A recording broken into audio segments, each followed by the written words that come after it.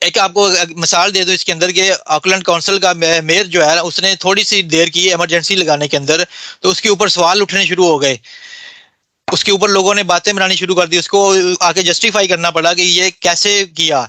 क्या हमने वो सारे सवाल हम लोग अपने इलेक्टेड जो मेंबर हैं पाकिस्तान के अंदर उनसे पूछते हैं? अब इलेक्शन आगे आएंगे, मतलब 4 महीने बाद नहीं तो साल बाद आ जाएंगे, लेकिन वो जब आएंगे लोग हमारे पास तो हमसे वो उनसे सवाल पूछते हैं कि ये अपने ये सारे प्रोसेस हो रहे हैं, ये सारा कुछ हो रहा है, ये सारी ओवरऑल डिग्रेडेशन ऑफ सिस्टम हो रही है, वो कैसे उसको पूछना हमने? तो हमारे लिविंग स्टैंडर्ड मतलब सलाब आया हुआ है, सलाब वाले लोगों को ही चाहिए कि वो उनसे पूछें। बाकी तो चलो बात की बात है, जो लोग मुतासर नहीं हुए वो पूछें या ना पूछें, लेकिन जो सलाब मुतासरा लोग हैं वो तो अपने इलेक्टेड मेंबर से पूछे ना कि ऐसा क्यों हुआ है। तो ये सारी चीजें हमें जो देखनी पड़ेंगी ये फ्यूचर के अंदर जो है ना, वो क्योंकि आसानियां नहीं आने वाली ग्लोबली क्लाइमेट चेंज की वजह से। क्लाइमेट चेंज जो है ना वो जो मेरी अंडरस्टैंडिंग है वो कोविड-19 से भी बड़ा पेंडेमिक है, और ये इसके डिजास्टर जो है ना वो आने वाली जनरेशन के अंदर है। ग्लोबल पेंडेमिक्स जो अब ये जो हम लोग बच गए हैं लोग, अब ये चलते रहेंगे क्योंकि वो नॉर्मल कोविड-19 वाला जो हिसाब है वो तो नॉर्मल लाइफ के अंदर हो गया है। लेकिन क्लाइमेट चेंज जो है ना ये ग्लोबली है, और ये ऐसा है कि ये चलता रहना साथ साथ, और it will hit our self hard, our backs hard and our generations hard. I think बड़ा अच्छा आपने एग्जांपल यूज किया कि जो ग्लोबल जो हमारा पास बना था कि पूरी दुनिया चंद वीक के लिए स्टैंड स्टिल हो गई थी पैंडेमिक की वजह से, तो उस लेवल के तो एग्जांपल कोट कर रहे थे सलीम भाई, उस लेवल के हरक्यूलिन किस्म के एफर्ट हमें क्लाइमेट चेंज के बारे में भी लेने पड़ेंगे कि जो स्टैंड स्टिल, अब ये नहीं चाह रहे कि स्टैंड स्टिल हो जाए, मगर उस किस्म की इंटेंसिटी के साथ हमें करना पड़ेगा। तो दूसरा एक छोटी सी आपको एग्जांपल दे दूं कि मई में, पिछले साल मई 22 में सिंध का, ऑब्वियसली मैं सिंध से बिलोंग करता हूं तो वहाँ का दूसरा पे सिंध जो सूबा है वो पाकिस्तान में सबसे ज़्यादा इम्पैक्ट होता है इसका क्लाइमेट चेंज में।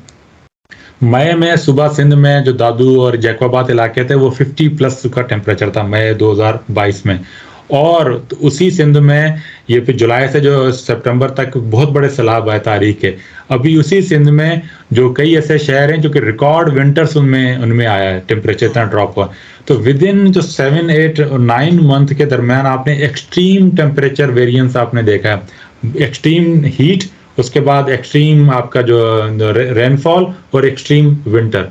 तो ये सिर्फ आपके आंखों के सामने एग्जांपल आ चुका है कि 8-9 महीनों में कितना ज़्यादा टेम्परेचर वेरिएशन आई है उसमें, और ये ऑब्वियसली इसको आप लिंक कर सकते हैं क्लाइमेट चेंज और दूसरे।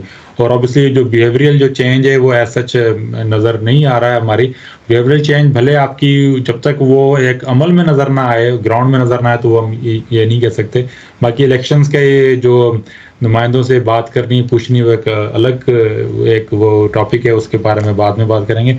तो थैंक यू सलीम भाई, बड़ा ये जो बिहेवियरल चेंज के बारे के ऊपर जो थोड़ी सी हमारी छोटी सी कोशिश है कि जो हमने यहाँ से सीखा है और हम ताकि ज़्यादा ज़्यादा लोगों के पहुँचा सकें, ये भी एक उस कोशिश का एक पार्ट है।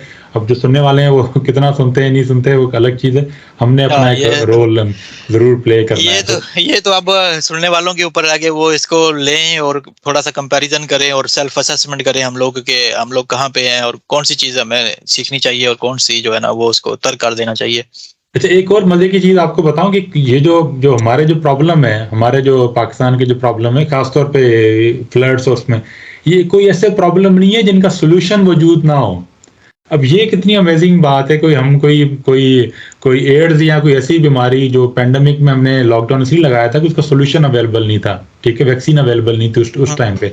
तो ये जो हमारे जो प्रॉब्लम है इनका सोल्यूशन अवेलेबल है दुनिया में। अब ये कितनी अमेजिंग बात है कि सोल्यूशन अवेलेबल होने के बावजूद भी हम उसका बार बार शिकार हो रहे हैं। एक छोटा सा आपको एग्जांपल दूं, 1964 में फ्लड आया सिंध में, मेरे दादा उसमें इम्पैक्ट हुए। 1992 में जो फ्लड आया उसमें मेरे फादर इम्पैक्ट हुए। जो 2011 में फ्लड आया हमारी जनरेशन इम्पैक्ट हुई। 2022 में फ्लड आया हमारे बच्चों का। अब देखिए इंटरवल भी शॉर्ट हो रहा है, फ्रीक्वेंसी भी बढ़ रही है, ठीक है, 60s 90s और 2010 और 2022, तो 4 जनरेशन 70 सालों में फ्लड का शिकार हो चुकी हैं सेम इलाके में। अब जो बिहेवियरल जो चेंज है, जो क्या हमने इसमें खोया, क्या पाया, क्या सीखा, वो एक सबके सामने। तो